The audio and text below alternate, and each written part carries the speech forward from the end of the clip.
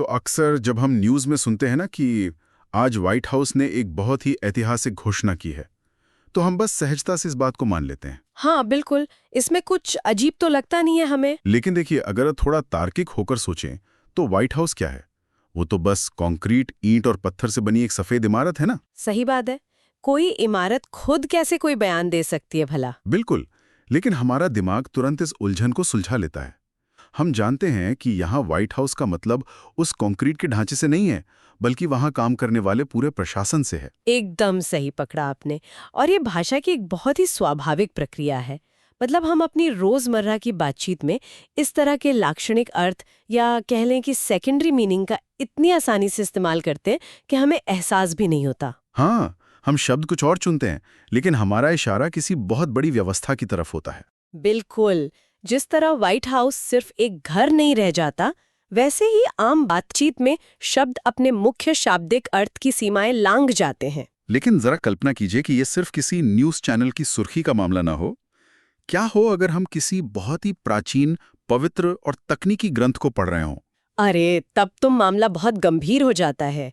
क्योंकि वहां एक शब्द की गलत व्याख्या पूरे के पूरे अनुष्ठान का या किसी सदियों पुराने कानून का मतलब ही बदल सकती है। हाँ, और प्राचीन भारतीय दर्शन शास्त्र, खासतौर पर मीमांसा दर्शन के दशमन चयनाधिकरणम में ठीक इसी समस्या पर सदियों पहले एक बहुत ही गहरी बहस छिड़ी थी। वहां सवाल किसी इमारत का नहीं था, बल्कि अग्नि का था। मीमांसा दर्शन का तो मुख्य उद्देश्य ही यही था। मतलब ये कोई हवाई दार्शनिक विचार नहीं था, बल्कि वैदिक वाक्यों का सही अर्थ निकालने का एक बहुत ही सख्त सिस्टम था। तो आज की हमारी ये विस्तृत चर्चा इसी बात पर केंद्रित है कि प्राचीन काल के विद्वान किसी भी पाठ की परतें कैसे खोलते थे। बिल्कुल। और उस समय वैदिक यज्ञों में सटीकता जीवन और मृत्यु जितनी ही गंभीर बात मानी जाती थी। एक मंत्र या आहुति में हुई जरा सी भी चूक पूरे यज्ञ को विफल कर सकती थी। बाप रे! तो इसका मतलब है कि शब्दों के मुख्य अर्थ और उनके लाक्षणिक अर्थ के बीच जो लकीर खींची गई थी, वो आज के किसी भी आधुनिक कानूनी विवाद से कहीं ज्यादा सूक्ष्म थी। आप कह सकते हैं कि वो प्राचीन काल के सबसे कड़े वकील थे। तो चलिए इसमें थोड़ी और रोशनी डालते हैं। अगर व्हाइट हाउस का मतलब प्रशासन है, तो मीमांसा की इस प्राचीन बहस में अग्नि का क्या मतलब था? क्या वो सिर्फ आग थी या कुछ और? हाँ, तो हमारे स्रोत में मुख्य रूप से इसी बात पर बहस की गई है।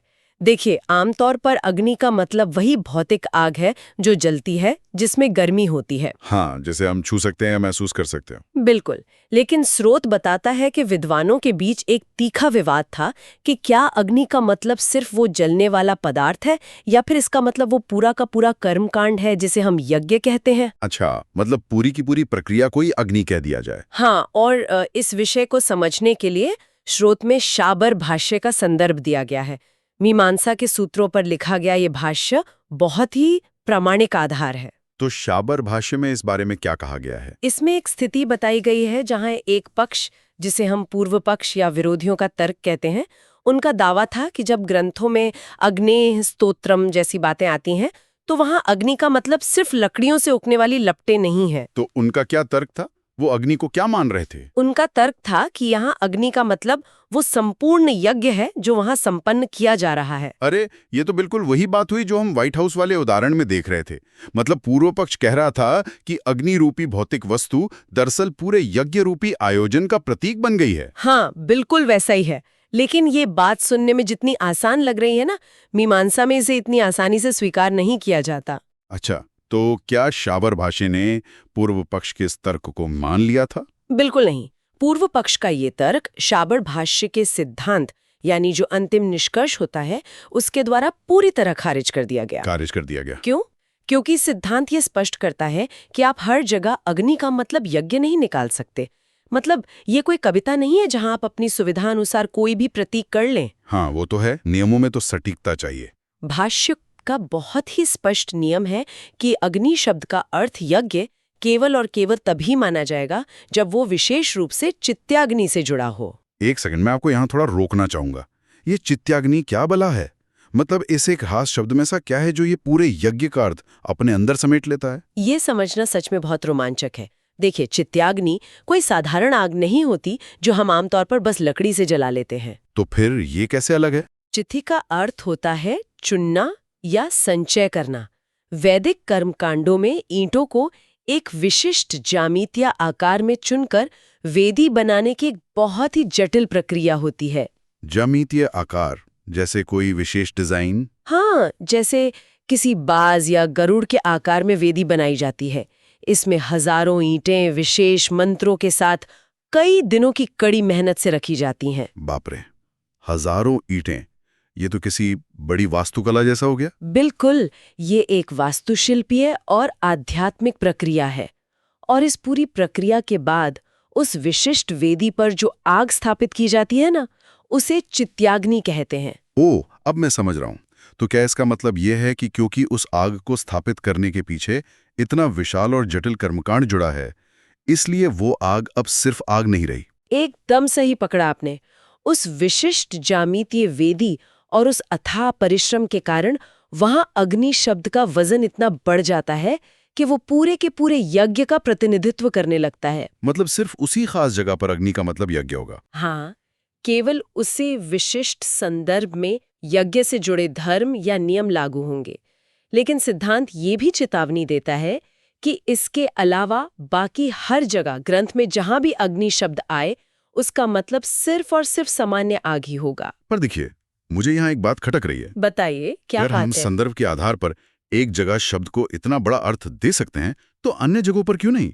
क्या ये रवैया थोड़ा अतिवादी नहीं लगता? अतिवादी कैसे? मतलब अगर हम हर जगह सिर्फ शाब्दिक अर्थ ही लेंगे, तो क्या ये भाषा को बहुत नीरस और सीमित नहीं बना देगा? अगर हम साहित्य और उपमाओं का प्रयोग नहीं करेंगे, तो रचनात्मकता का क्या होगा? आपका ये प्रश्न बहुत ही स्वाभाविक है और इसका जवाब हमें स्रोत के अगले हिस्से में मिलता है, जहां तंत्र वार्तिक का दृष्टिकोण सामने आता है। तंत्र वार्तिक, ये क्या है? तंत्र वार्तिक मीमांसा दर्शन का एक और बहुत ही प्रभावशाली ग्रंथ है और ये व्याख्या के नियमों को और भी ज्यादा सख्ती से लागू करता है। आपकी इस बात का कि भाषा नीरस हो जाएगी, तंत्र वार्तिक का बहुत सीधा सा जवाब है। और वो जवाब क्या है? कि ये कोई काव्य संग्रह नहीं है, ये एक नियमावली है। यहाँ रचनात्मकता से ज्यादा सटीकता मायने रखती है। अच्छा, मतलब यहाँ भावनाओं की कोई जगह नहीं है, सिर्फ फैक्ट्स। बिल्कुल। तंत्र वार्तिक एक बहुत ही कठोर नियम स्थापित करता है, जिसे उन्होंने एक विशेष शब्द दिया है, अगत्या। अगत्या, इसका क्या अर्थ हुआ? इसका अर्थ है मजबूरी में, या जब कोई भी अन्य विकल्प ना बचे। ये नियम कहता है कि किसी भी शब्द के लाक्षणिक अर्थ का सहारा केवल और केवल तभी लेना चाहिए जब मुख्य शाब्दिक अर्थ से काम बिल्कुल ना चल रहा हो। मतलब लाक्षणिक अर्थ निकालना कोई पहली पसंद नहीं, बल्कि आखिरी रास्ता होना चाहिए। एकदम सही।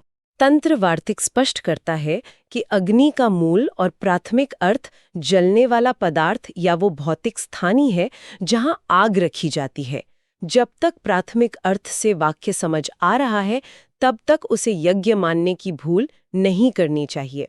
मैं इसे आज के जीवन के एक उदाहरण से जोड़ने की कोशिश करता हूँ। मान लीजिए कि मैंने मकान किराए पर लिया है। ठीक है। और मेरे रेंट एग्रीमेंट में साफ साफ लिखा है कि किराएदार घर की दीवारों में कोई बदलाव नहीं करेगा। हाँ, ऐसे क्लॉज तो होते ही एग्रीमेंट में। अब अगर मैं उस घर की दीवारों का रंग बदल दूं या उन्हें तोड़ दूं और फिर अदालत में जाके जज साहब से कहूं कि अरे जज साहब, दीवार से मेरा मतलब तो मेरे और मकान मालिक के बीच की भावनात्मक दीवार था, मैंने तो बस हमारे बीच की उस वैचारिक दीवार को गिराया है। फिर तो जज साहब आपको तुरंत अदालत से बाहर निकाल देंगे। बिल्कुल। कानूनी दस्तावेजों में हम शब्दों का सीधा और शाब्दिक अर्थ ही लेते हैं, जब तक कि वो अर्थ पूरी तरह से बेतुका न लगने लगे। ये बहुत ही सटीक उदाहरण दिया आपने। मीमांसा वास्तव में कानूनी व्याख्या का एक ही प्राचीन और बहुत ही परिष्कृत रूप है। मतलब अनुष्ठानों की सफलता के लिए ये सख्ती जरूरी थी। हाँ, तंत्र वार्तिक का साफ मत है कि जब तक किसी शब्द का भौतिक अर्थ पूरी तरह से अर्थहीन ना हो जाए, तब तक हमें अपनी कल्पना के घोड़े दौड़ाकर उसमें नए अर्थ नहीं खोजने चाहिए। और पता है, यहाँ मुझे स्रोत में एक बहुत ही अलग तरह की हलचल दिखाई दी। कैसी हलचल? मतलब ये चर्चा सिर्फ रूखे नियमों तक सीमित नहीं रहती। अचानक से ये प्राचीन विद्वानों के बीच एक बौद्धिक तंज का अखाड़ा बन जाती है। मैंने पढ़ा कि तंत्र वार्तिक के रचयिता एक दूसरे भाष्यकार पर बहुत बुरी तरह भड़क जाते हैं। अरे हाँ, ये मीमांसा के इतिहास का एक बहुत ही दिलचस्प पहलू है। ऐसा लगता है जैसे उन्होंने उस दूसरे विद्वान को पूरी तरह से खारिज कर दिया हो। आखिर उस दूसरे विद्वान ने ऐसा क्या अपराध कर दिया था भाई?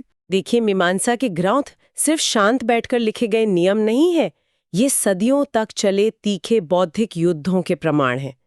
हुआ ये था कि जिस अध्याय में ये बहस चल रही थी कि अग्नि का अर्थ भौतिक आग है या पूरा यज्ञ, हाँ, उसी अध्ययन में क्या हुआ? उसी अध्याय में उस दूसरे विद्वान ने अपनी तरफ से कुछ बहुत ही जटिल दार्शनिक चर्चाएं जोड़ दी। किस तरह की चर्चाएं? मतलब उन्होंने क्या लिख दिया था ऐसा? उन्होंने वहीं पे ये बहस भी छेड़ दी कि अग्नि फलदायक होती है या निष्फल, अग्नि नित्य है या अनित्य, और ये प्राकृतिक है या वैकृतिक। ओह, तो उन्होंने इन भारी भरकम दार्शनिक विषयों को भी वहीं लिख डाला जहां सिर्फ अग्नि का अर्थ तय होना था। बिल्कुल। पर देखा जाए तो उन्होंने विषय को थोड़ी और गहराई दे दी ना, कुछ अतिरिक्त जानकारी साझा कर दी, एक तरह से पाठक का ज्ञान ही तो बढ़ाया। इसमें इतना गुस्सा होने वाली क्या बात थी? क्या ज्ञान देना कभी गलत हो सकता है? आज के हमारे आधुनिक नजरिए से हमें लग सकता है कि ज्यादा जानकारी हमेशा अच्छी होती है, लेकिन तंत्र वार्तिक को ये बिल्कुल भी मंजूर नहीं था। अच्छा, उन्होंने क्या कहा? वार्तिककार ने उस अतिरिक्त ज्ञान को पूरी तरह से अप्रासंगिक बताकर खारिज कर दिया और आलोचना करते हुए एक बहुत ही कड़ा शब्द इस्तेमाल किया। क्या शब्द था वो? उन्होंने कहा, स्मरण मात्र दर्पेण। स्मरण मात्र दर्पेण? ये तो सुनने में ही काफी भारी भरकम और खतरनाक लग रहा है। इसका अर्थ क्या है? इसका अर्थ है केवल अपनी याददाश्त का घमंड दिखाना। वार्तिककार का सीधा आरोप था कि उस विद्वान ने ये सारी अतिरिक्त बातें सिर्फ इसलिए वहां लिख दी क्योंकि उसे वो याद थी। अरे बाप रे!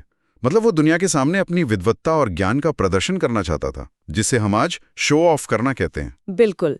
मुख्य विषय से उन बातों का कोई लेना देना नहीं था। इसलिए वार्तिककार ने ये कठोर आदेश दिया कि ऐसे लेखनों की पूरी तरह से उपेक्षा की जानी चाहिए। ये तो बहुत ही तीखा प्रहार है, किसी के बौद्धिक योगदान को सिर्फ उसका अहंकार बता देना। हाँ, वो काफी सख्त थे इस मामले में। लेकिन मैं अभी भी पूरी तरह से आश्वस्त नहीं हूं। क्या ये संभव नहीं है कि वो विद्वान सच में विषय को एक बड़े नजरिए से समझाना चाहता हो? क्या वार्तिककार का ये गुस्सा किसी व्यक्तिगत ईर्ष्या का परिणाम नहीं हो सकता? आपकी इस शंका का बहुत ही तार्किक समाधान हमारे स्रोत के तीसरे हिस्से में दिया गया है, जहां न्याय सुधा का जिक्र आता है। न्याय सुधा, ये क्या है? न्याय सुधा तंत्र वार्तिक पर लिखी गई एक बहुत ही विस्तृत और प्रामाणिक टीका है, और ये ग्रंथ स्पष्ट करता है कि वार्तिककार का वो क्रोध किसी व्यक्तिगत दुश्मनी की वजह से नहीं था। तो फिर वो गुस्सा किस लिए था? वो एक बहुत गहरे बौद्धिक अनुशासन की रक्षा के लिए था। न्याय सुधा उस तीखी आलोचना को पूरी तरह सही ठहराती है। कैसे सही ठहराती है? उनका क्या तर्क है? न्याय सुधा हमें मीमांसा दर्शन की उस व्यवस्था के बारे में बताती है जो एक बहुत ही सुसंगत प्रणाली है। ये केवल विचारों का कोई बेतरतीब संग्रह नहीं है। मतलब एक बहुत ही व्यवस्थित सिस्टम है। हाँ, और न्याय सुधा विस्तार से यह सिद्ध करती है कि उस दूसरे विद्वान ने जो अतिरिक्त विषय छेड़े थे ना, जैसे नित्य और अनित्य का विचार, वो मीमांसा के अन्य अध्यायों में पहले से ही बहुत गहराई से तय किए जा चुके हैं। अच्छा, मतलब वो विद्वान कुछ नया नहीं बता रहे थे? बिल्कुल नहीं। न्याय सुधा उन विशिष्ट अध्यायों का पूरा प्रमाण देती है। वो बताती है कि नित्य अनित्य का विचार पर्णमयी अधिकरण में, गोदोहन के उदाहरण में और संघर्ष के द्वितीय अध्याय में पहले ही सुलझाया जा चुका है। तो फिर उन्हें यहाँ दोबारा लिखने की क्या जरूरत थी? यही तो बात है। मीमांसा का कठोर नियम है कि जो बात जहां के लिए तय है उसे वहीं होना चाहिए। अगर आप एक सिद्ध हो चुके बात को किसी दूसरे अप्रासंगिक अध्याय में बेवजह खींच लाते हैं तो ये व्यवस्था में दो बड़े दोष पैदा करता है। कौन से दो बड़े दोष? पहला ये पुनरावृत्ति है, यानी आप समय और ऊर्जा की बर्बादी कर रहे हैं, और दूसरा सबसे बड़ा दोष है प्रसंग से भटकाव। अब जाकर मुझे बात पूरी तरह से समझ आ रही है। ये तो बिल्कुल वैसा ही है जैसे कोई कंप्यूटर प्रोग्रामर किसी जटिल सॉफ्टवेयर का कोई छोटा सा बग फिक्स कर रहा हो। हाँ, बिल्कुल। और अचानक से वो वहां पूरी तरह से अप्रासंगिक और फालतू की कोडिंग करने लगे, सिर्फ ये दिखाने के लिए कि उसे कितनी उन्नत तकनीक आती है। वो अनावश्यक कोडिंग उस प्रोग्राम को बेहतर नहीं बनाएगी, बल्कि उसे धीमा कर देगी और अंततः पूरी प्रणाली को क्रैश कर देगी। ये बहुत ही शानदार तुलना की आपने। प्राचीन विद्वान ज्ञान के इस भटकाव को लेकर बहुत सतर्क रहते थे। देखिए, उस युग में ज्ञान को मौखिक परंपराओं के माध्यम से सहेजा जाता था। हाँ, हर एक शब्द, हर एक अध्याय को याद रखना पड़ता था। बिल्कुल।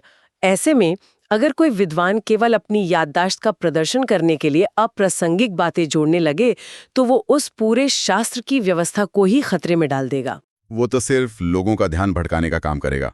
इसीलिए न्याय सुधा इस बात पर इतना जोर देती है कि उस दूसरे विद्वान का कृत्य विषय को सुलझाने का प्रयास नहीं था, बल्कि वो बौद्धिक अनुशासन को तोड़ने वाला था। तो अगर हम इस पूरी विस्तृत चर्चा को समेटें और इस स्रोत के अंतिम निष्कर्ष पर पहुंचें तो वो क्या होगा? शाबर भाष्य, तंत्रवार्तिक और न्याय सुधा की इस पूरी यात्रा से हम क्या सीख सकते हैं? इस पूरे दशमन चयनाधिकरणम का अंतिम और सबसे महत्वपूर्ण निष्कर्ष यही है कि कोई भी सामान्य गुण, जैसे कि अग्नि का भौतिक रूप, मुख्य कर्म या यज्ञ को तब तक नहीं बदलता जब तक कि ऐसा करने के लिए कोई अत्यंत विशेष और स्पष्ट नियम ना हो। सरल शब्दों में कहें तो जब तक कोई बहुत बड़ी मजबूरी ना हो, हमें चीजों को उनके सामान्य और प्राथमिक अर्थ में ही स्वीकार करना चाहिए। एकदम सही। हमें अपनी विद्वत्ता दिखाने के चक्कर में हर चीज के भीतर एक छिपा हुआ प्रतीकात्मक अर्थ खोजने का प्रयास नहीं करना चाहिए। प्रासंगिकता और स्पष्टता ही किसी भी शास्त्र की आत्मा होती है। किया जाए। हाँ, और हमने देखा कि कैसे शाबर भाष्य ने ये स्थापित किया कि विशेष संदर्भ ही शब्द को एक नया और बड़ा अर्थ दे सकता है, जैसे चित्याग्नि के मामले में। और फिर तंत्रवार्तिक ने हमें अगत्या का वो कठोर नियम दिया जो बताता है कि लाक्षणिक अर्थ केवल मजबूरी का विकल्प होना चाहिए। और इसके साथ ही हमने न्याय सुधा के माध्यम से प्राचीन भारतीय दार्शनिकों के उस सख्त बौद्धिक अनुशासन को भी समझा, जहां अप्रासंगिक बातों को बिल्कुल भी बर्दाश्त नहीं किया जाता था। उन्होंने ये सुनिश्चित किया कि ज्ञान की शुद्धता और उसकी व्यवस्था बनी रहे और कोई भी व्यक्ति अपने अहंकार के कारण उस सिस्टम को खराब ना कर सके। बिल्कुल सही कहा आपने। ये पूरी चर्चा हमें सोचने पर मजबूर करती है कि हमारे पूर्वज भाषा, अर्थ और तार्किकता को लेकर कितने अधिक सजग थे। एक एक शब्द और उसका संदर्भ उनके लिए जीवन जितना ही महत्वपूर्ण था। हाँ, वो ज्ञान को बहुत ही वैज्ञानिक तरीके से व्यवस्थित करते थे। अब देखिए ना, आज हम सूचनाओं की बाढ़ वाले युग में जी रहे हैं। इन्फॉर्मेशन ओवरलोड है चारों तरफ। हाँ, आज तो हर किसी के पास असीमित जानकारी मौजूद है। लेकिन जरा गहराई से विचार करें, जब हम किसी सार्वजनिक मंच पर बहस करते हैं हाँ। या अपने ऑफिस की मीटिंग्स में हिस्सा लेते हैं, तो कितनी बार ऐसा होता है कि लोग सिर्फ होशियार दिखने के लिए या बातचीत पर हावी होने के लिए ऐसे तथ्यों और आंकड़े फेंकते रहते हैं जिनका मुख्य मुद्दे से कोई लेना देना ही नहीं होता। बहुत बार होता है, लोग बस बोलना चाहते हैं। तो क्या यही स्मरण मात्र दर्प नहीं है जिसके बारे में तंत्रवार्तिक ने सदियों पहले चेतावनी दी थी? केवल अपनी याददाश्त और ज्ञान का प्रदर्शन करने का हंकार। बिल्कुल, ये वही बात है। जरा कल्पना कीजिए, अगर हम मीमांसा के इस प्राचीन नियम को अपने दैनिक जीवन में लागू कर लें। अगर हम अपनी हर बातचीत में, हर संवाद में केवल उसी विषय पर बोलें जो वर्तमान संदर्भ में पूरी तरह से प्रासंगिक हो, तो चीजें कितनी आसान हो जाएंगी। हाँ, अगर हम व्यर्थ का ज्ञान बघारने की इस लालसा को पूरी तरह से छोड़ दें, तो हमारे संवाद कितने अधिक स्पष्ट, प्रभावशाली और सार्थक हो जाएंगे। शायद तब हम सच में ये समझ पाएंगे कि जब कोई व्हाइट हाउस की बात करता है तो हमें अपना ध्यान कहाँ केंद्रित करना है और कब हमें व्यर्थ की जानकारी से बचना है। ये विचार आज के इस शोर शराबे वाले दौर में सच में एक नई दिशा दे सकता है। बिल्कुल दे सकता है। और इसी गहरे और विचारोत्तेजक विचार के साथ हम आज का अपना ये गहन विश्लेषण यहीं समाप्त करते हैं।